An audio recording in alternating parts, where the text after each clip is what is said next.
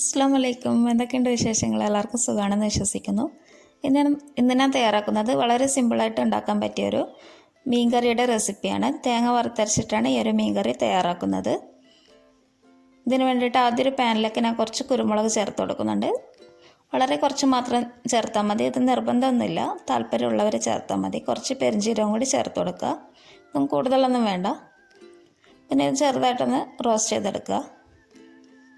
പിന്നെ ഇതിലേക്ക് ഒരു തേങ്ങ മുഴുവനായിട്ട് ചിരകിയത് ചേർക്കുന്നുണ്ട്. ഒരു ചെറിയ സൈസിലുള്ള തേങ്ങ മുഴുവനായിട്ട് തന്നെ ചേർക്കുന്നുണ്ട്. ഞാനിപ്പോൾ ഇവിടെ കുറച്ച് വലിയ ക്വാണ്ടിറ്റിയിലാണ് കറി തയ്യാറാക്കുന്നത്. ഇത് ചേർത്തിട്ട് നന്നായിട്ട് തന്നെ ഒന്ന് ഇളക്കി കൊടുക്കണം. പിന്നെ കുറച്ച് കറിവേപ്പില കൂടി ചേർത്ത് കൊടുക്കുക. ഇതും ചേർത്തിട്ട് നന്നായിട്ട് തന്നെ ഇതൊന്ന് റോസ്റ്റ് ചെയ്തെടുക്കണം. മീഡിയം ലോ ഫ്ലെയിമിൽ ചെയ്താൽ മതി. മീഡിയം ഫ്ലെയിമിൽ ചെയ്താൽ മതി. പിന്നെ നമുക്ക് ഫ്ലെയിം കൂടുതലാണെന്ന് തോന്നുകയാണെങ്കിൽ മാത്രം ഒന്ന് കുറച്ച് കൊടുക്കുക. അതിനുശേഷം നന്നായിട്ട് ഇതൊന്ന് റോസ്റ്റ് ചെയ്തെടുക്കണം. പിന്നെ ഇത് ഗോൾഡൻ ബ്രൗൺ കളറായി വരുന്ന സമയത്ത് ഇതിലേക്ക് കുറച്ച് മല്ലിപ്പൊടി ചേർത്ത് കൊടുക്കുക. ഞാനിപ്പോൾ ഏകദേശം 2 ടേബിൾ സ്പൂണോളം ചേർക്കുന്നുണ്ട്. പിന്നെ കുറച്ച് മുളക് പൊടി കൂടി ചേർത്ത് കൊടുക്കുക. ഇത് ഞാൻ ഏകദേശം 2.5 ടേബിൾ സ്പൂണോളം മുളക് പൊടി ചേർക്കുന്നുണ്ട്. ഞാനിപ്പോൾ കാശ്മീർ റെഡ് ചില്ലിയാണ് ഉപയോഗിക്കുന്നത്. എരിവുള്ള മുളക് പൊടി വേണമെങ്കിൽ അതും ഉപയോഗിക്കാം. ഇത് ചേർത്തിട്ട് നന്നായിട്ട് തന്നെ ഒന്ന് മിക്സ് ചെയ്ത് കൊടുക്കുക. ഈ ഒരു മസാലപ്പൊടികൾ ചേർക്കുന്ന സമയത്ത് ഫ്ലെയിം നന്നായിട്ട് കുറച്ച് വെക്കണം, അല്ലെങ്കിൽ ഇത് പെട്ടെന്ന് കരിഞ്ഞു പോകും. പിന്നെ ഇതിപ്പോൾ റെഡി ആയിട്ടുണ്ട്. ഇത് നമുക്ക് ഫ്ലെയിം ഓഫ് ചെയ്ത് വെക്കാം. പിന്നെ ഞാനിപ്പോൾ ഒരു പാനിലേക്ക് കുറച്ച് വെളിച്ചെണ്ണ ചേർത്ത് കൊടുക്കുന്നുണ്ട്. ഇതിലേക്ക് 6 അല്ലി വെളുത്തുള്ളി ചെറുതായി മുറിച്ചതാണ് ചേർക്കുന്നത്.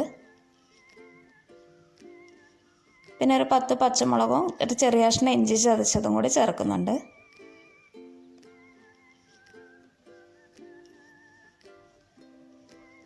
ഇത് ചേർത്തിട്ട് നന്നായിട്ട് തന്നെ ഒന്ന് വഴറ്റി കൊടുക്കുക. ഇതിൻ്റെ ഒരു പച്ചമണം മാറുന്നത് ഇതുവരെ ലോ ഫ്ലെയിമിലൊന്ന് വഴറ്റി കൊടുക്കുക.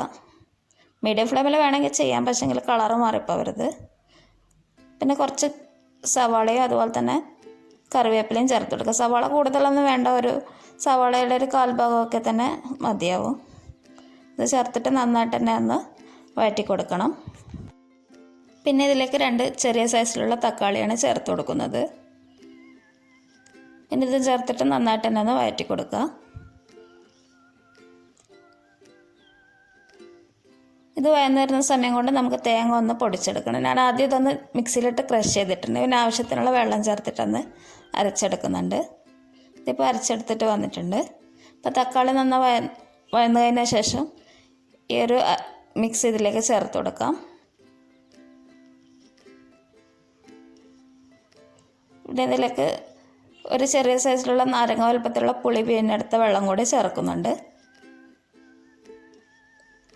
അപ്പോൾ ആവശ്യത്തിനുള്ള വെള്ളം കൂടി നമുക്കിതിലേക്ക് ആഡ് ചെയ്ത് കൊടുക്കണം.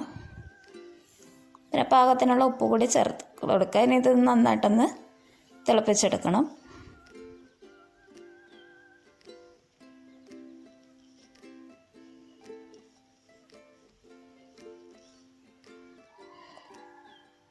ഈ ഒരു മിക്സ് നന്നായിട്ട് തന്നെ ഒന്ന് തിളപ്പിച്ചെടുക്കുക. തേങ്ങയൊക്കെ നന്നായിട്ടൊന്ന് കുക്കായിട്ട് വരട്ടെ. ഇത് ഹൈ ഫ്ലെയിമിൽ തന്നെ ചെയ്തെടുത്താൽ മതി.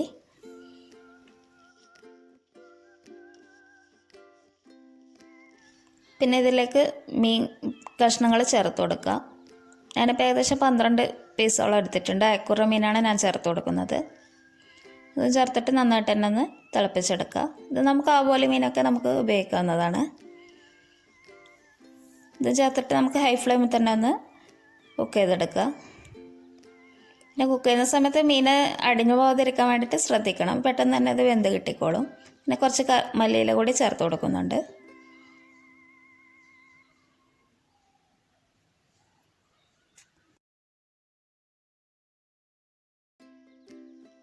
പിന്നെ ഇതിലേക്ക് നമുക്ക് വറവിടാൻ വേണ്ടിയിട്ട് ഞാനിപ്പോൾ ഒരു പാനിലേക്ക് കുറച്ച് വെളിച്ചെണ്ണ ചേർത്ത് കൊടുക്കുന്നുണ്ട്.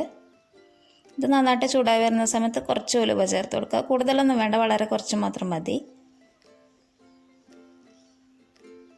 പിന്നെ ഇതിലേക്ക് കുറച്ച് ചെറിയ ജീരകം കൂടി ചേർത്ത് കൊടുക്കുന്നുണ്ട്. ഇപ്പം തേങ്ങ വറുത്തരച്ച കറിക്ക് ഇതിന് നല്ലൊരു ഫ്ലേവർ കൊടുക്കും. പിന്നെ ഇതിലേക്ക് ഒരു ചെറിയ കഷ്ണം സവാള അരിഞ്ഞത് കൂടി ചേർത്ത് കൊടുക്കുക. കൂടുതലൊന്നും വേണ്ട, ഒരു സവാളയുടെ 1/4 ഭാഗത്തിൻ്റെ പകുതിയൊക്കെ മതി. പിന്നെ കുറച്ച് കറിവേപ്പിലയും ചേർത്തിട്ട് നമുക്ക് ഫ്ലെയിം ഓഫ് ചെയ്യാം. സവാള ഒന്ന് മൂത്ത് വരണം. പിന്നെ അത് നമുക്ക് ഈ ഒരു കറിയിലേക്ക് ചേർത്ത് കൊടുക്കുക.